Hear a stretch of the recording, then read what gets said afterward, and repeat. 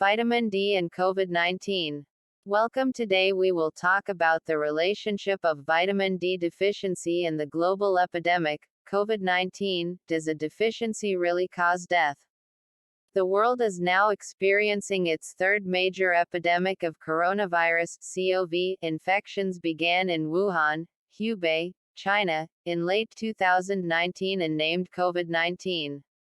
After an initial explosive outbreak of pneumonia of unknown etiology in China, the disease spread first to neighboring Asian countries and then worldwide. Patients with COVID-19 presented with a constellation of symptoms such as fever, dry cough, dyspnea, sore throat, and nasal congestion, and radiological findings showed bilateral lung glassy opacities. Vitamin D has many mechanisms by which it reduces the risk of microbial infection and death, including physical barrier, cellular natural immunity, and adaptive immunity.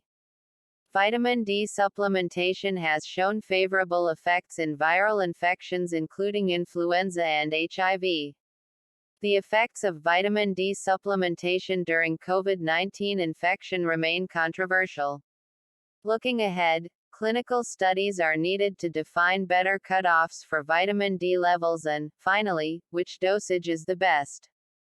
Key points. 1. Vitamin D reduces the risk of microbial infection and death.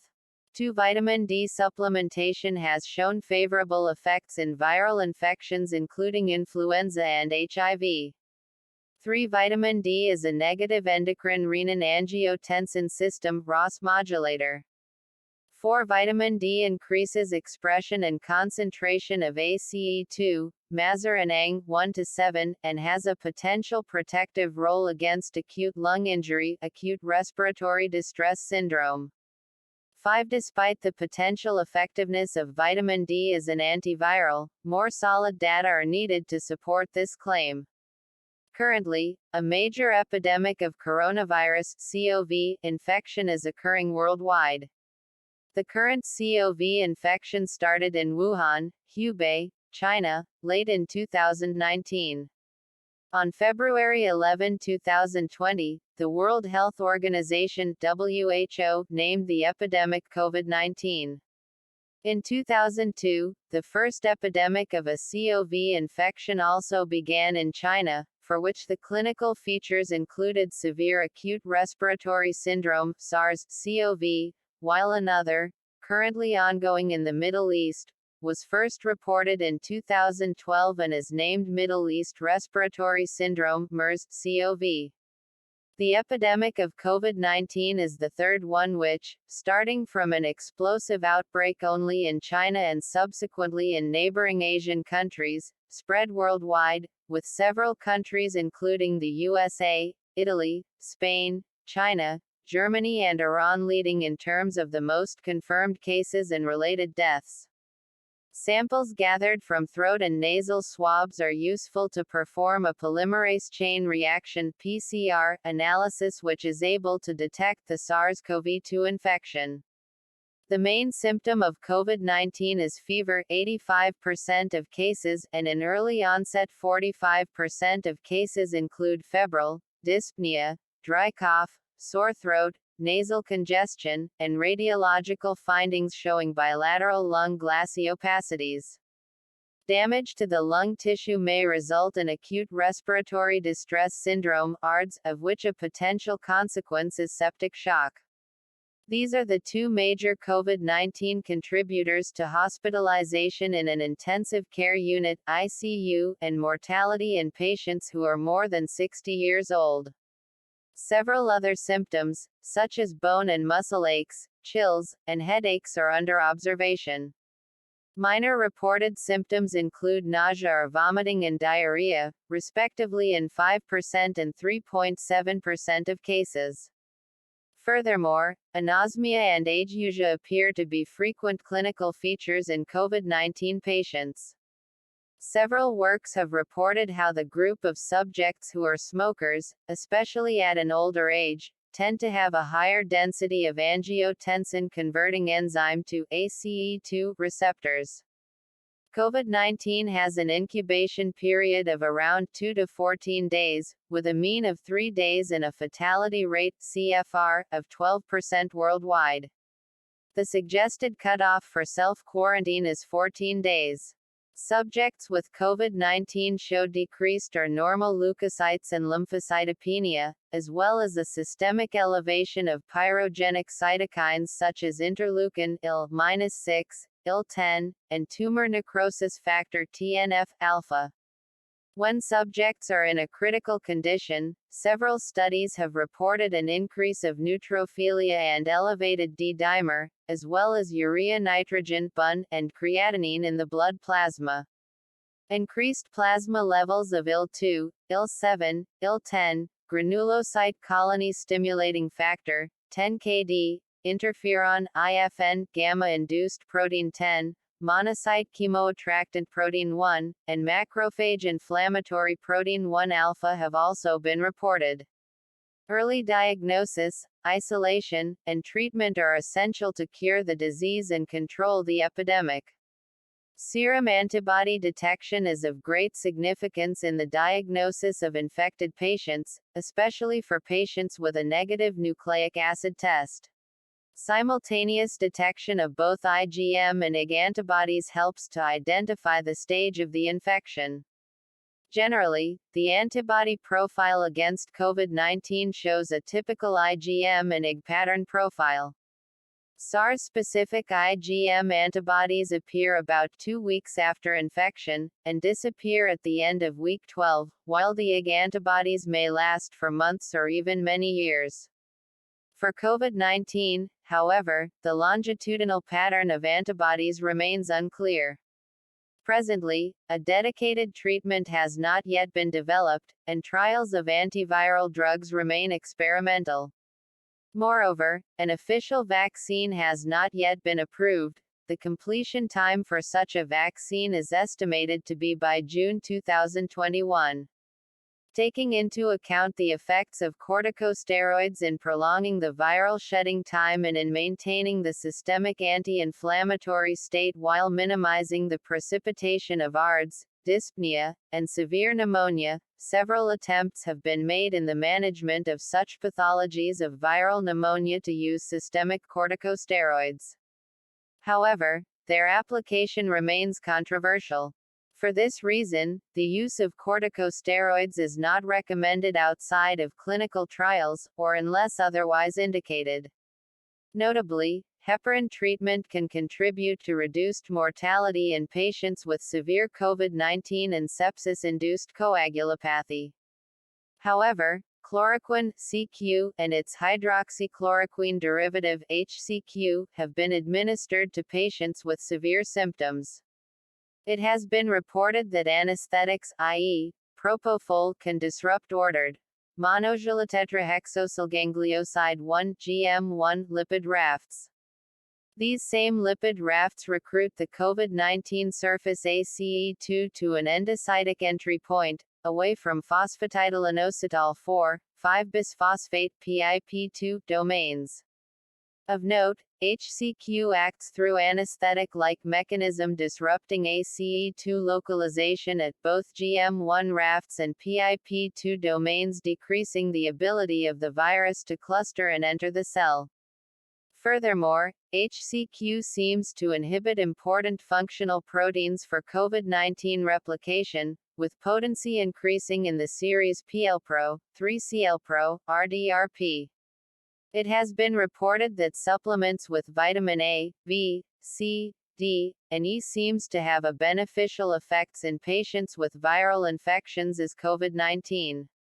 Within such a panorama, it is worth mentioning that vitamin D mitigates the scope of acquired immunity and regenerates the endothelial lining.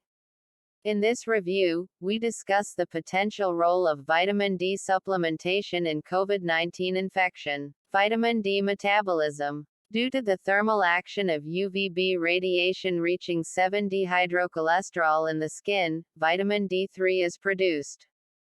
Following this reaction, vitamin D3 or oral vitamin D is then converted in the liver to 25-O-D and then, in the kidneys or other organs, to the hormonal metabolite 1,25,O,2-D calcitriol. Calcitriol enters the nuclear receptor of vitamin D, binding with DNA.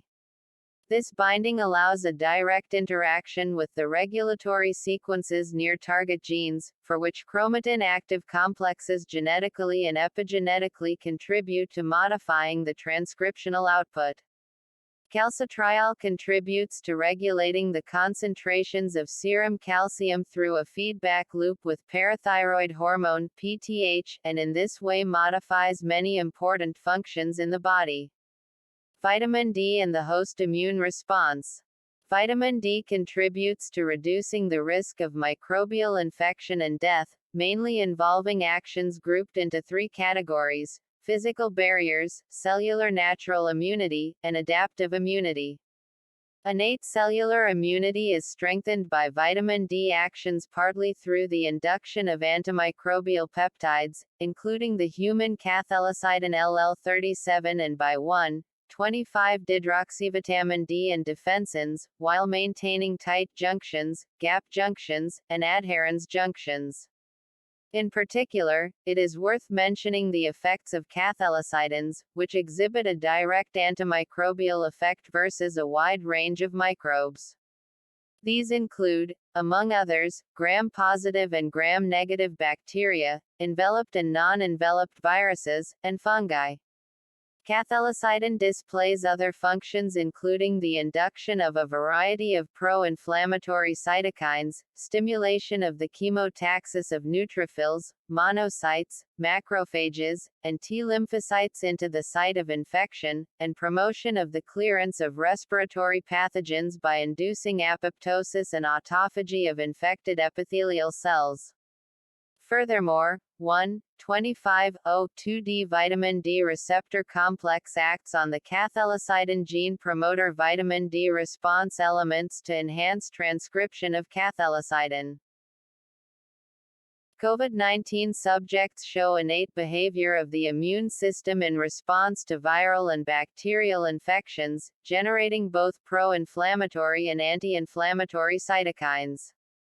Vitamin D may contribute to reducing the production of pro-inflammatory T helper Th1 cytokines, TNF-alpha and IFN-gamma, and increases the expression of anti-inflammatory cytokines by macrophages. Vitamin D promotes cytokine production by Th2 lymphocytes, enhancing the indirect suppression of Th1 cells by complementing this with actions mediated by a multitude of cell types.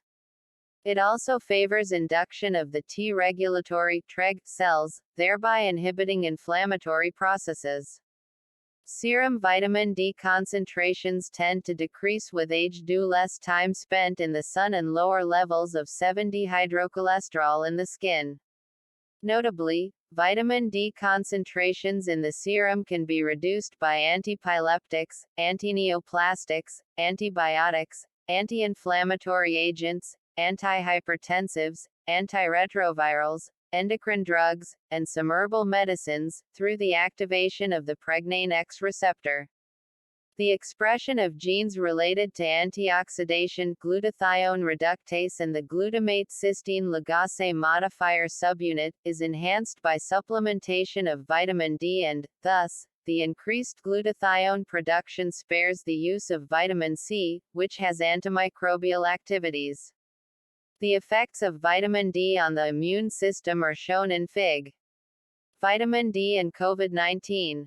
Winter vitamin D supplementation seems to reduce the risk of developing influenza. 2 randomized controlled trials (RCTs) have reported beneficial effects along these lines. A few studies have presented some limitations in the design of these clinical trials. For instance, an RCT in Japan which included many subjects who had been vaccinated against influenza and did not measure baseline vitamin D levels reported no benefit from the administration of vitamin D. However, the 2 most recent RCTs included participants with above-average mean baseline vitamin D concentrations. Gruber-Bazura et al. reported that vitamin D should reduce the risk of influenza, even if other studies are needed to confirm these findings. Furthermore, the potential beneficial effects of vitamin D supplementation have also been described in human immunodeficiency virus 1 (HIV) infection. Indeed, Mansueto et al. Reported that preclinical experiments have demonstrated that treatment of peripheral blood mononuclear cells with 1,25,O2D decreased the cell's susceptibility to HIV infection by inhibiting viral entry, modulating the expression of CD4+ cell surface antigens, damping viral P24 production, and limiting monocyte proliferation. Baseline vitamin D levels lower than 32 ng/ml were independently associated with progression to a more advanced HIV stage. These findings seem to confirm the potential benefits of the administration of vitamin D in HIV patients, even if assay variability and costs, lack of a clear target range, absence of proven supplementation benefits, confounding from osteoporosis and older age, limited RCT data in HIV-infected patients, and finally the inability to distinguish the effects of vitamin D prevent routine screening of vitamin D levels. In terms of the potential impact of vitamin D supplementation in patients with COVID-19 infection, experimental reports have shown vitamin D has a role in reducing the risk of COVID-19, including consideration of the fact that the outbreak occurred in winter, a time when serum vitamin D levels are lowest, and the fact that vitamin D deficiency contributes to acute respiratory distress syndrome and case fatality rates increasing with age and with chronic disease comorbidity, both of which are associated with a lower 1,25,O2D concentration. However, it is reasonable to hypothesize that vitamin D supplementation may enhance host immune responses against COVID-19 and its aggressive effects on all organ systems. High-dose vitamin D supplementation may be considered for subjects with laboratory-confirmed deficiency, particularly the elderly, obese, those with dark skin, and those individuals living at higher latitudes. 35 degrees north also happens to be the latitude above which people do not receive sufficient sunlight to retain adequate vitamin D levels during winter and, thus, vitamin D supplementation is needed. Based on its protective effects in subjects at risk of chronic diseases, including cancers, cardiovascular disease (CVD), respiratory tract infections, diabetes mellitus, and hypertension, it can be assumed that vitamin D supplementation and the associated increase of serum vitamin D levels above 50 ng/ml, 125 nmol/L, may have beneficial effects in reducing the incidence and severity of various viral diseases, including COVID-19. Given the well-known deleterious consequences of malnutrition, and keeping in mind the peculiarities of the ICU setting, Caccialanza et al. Planned a pragmatic protocol for early nutritional supplementation of non-ICU patients hospitalized for COVID-19. Almost all COVID-19 hospitalized patients present at admission with severe inflammation and anorexia, leading to a major reduction of food intake, and a substantial percentage of them develop respiratory failure requiring non-invasive ventilation (NIV) or continuous positive airway pressure (CPAP) within a few days. Furthermore, taking measurements of weight and height may be difficult, mainly due to a lack of scales, as well as in consideration of the required hygienic precautions. Moreover, measurements of body composition may not be regularly gathered during the peak of an epidemic, due to the associated safety concerns. Parenteral nutrition (PN) may only partially fit the needs of subjects with pre-ICU COVID-19, because central infusion lines are rarely available outside ICU wards, and as requirements for energy are likely to be elevated considering the concurrent severe acute inflammatory state and that the average BMI of COVID-19 patients is often high upon admission. Tien et al. Confirmed gastrointestinal clinical and laboratory features in COVID-19 from case reports and retrospective clinical studies. As previously reported, ACE2 is the receptor which hosts COVID-19 entry into the cells of the intestine and alveoli, with dysregulation of the renin-angiotensin system which contributes to massive cytokine activation. This can be potentially fatal in ARDS. However, vitamin D deficiency may also contribute to airway gastrointestinal infections. Of note, elderly Italians have a very high prevalence of hypovitaminosis D, with a peak during the winter season. It has been proven that vitamin D in mice attenuates acute lung injury caused by lipopolysaccharide induction, by blocking the effects of the angiopoietin Ang-2 Tie2 signaling pathway and on the renin-angiotensin pathway. Furthermore, Malek Mahdavi confirmed that vitamin D is a negative endocrine renin-angiotensin system ROS modulator and inhibits renin expression and generation. It can induce ACE2 Ang-1-7 Mazar axis activity and inhibits renin and the ACE Ang-2 AT1R axis, thereby increasing expression and concentration of ACE2, Mazar and Ang-1-7, and having a potential protective role against acute lung injury (ARDS). Therefore, he suggested that vitamin D may be a potential therapeutic approach to combat COVID-19 and induced ARDS. Although it is more likely that any protective effect of vitamin D against COVID-19 is related to suppression of cytokine response, it seems possible that vitamin D prophylaxis without overdosing may decrease the severity of illness caused by COVID-19, especially in settings where hypovitaminosis D is common. Moreover, Merrick et al. Suggested that hypovitaminosis D may partly explain the geographic variations in the reported case fatality rate of COVID-19, indicating that supplementation with vitamin D may reduce the mortality from this pandemic. These findings confirmed that persistent deficiency in vitamin D level may activate the ROS that induces lung fibrosis. Furthermore, hypovitaminosis D promotes the renin-angiotensin system ROS chronic activation of which may lead to chronic CVD and decreased lung function. 66. Sugino et al. Recently reported, both in mouse models of bleomycin-induced interstitial pneumonia and human cells, that vitamin D3 is activated in lung tissue, and this activation shows a preventive effect on experimental interstitial pneumonitis. Martineau et al. Confirmed the safety and the protective effect against acute respiratory tract infection of regular oral vitamin D2, D3 intake, up to 2000 IU/d without an additional bolus, especially in subjects with vitamin D deficiency. Vitamin D supplementation increases the peripheral CD4 plus T lymphocyte count in HIV infection, and one of the main manifestations of severe COVID-19 infection is lymphopenia.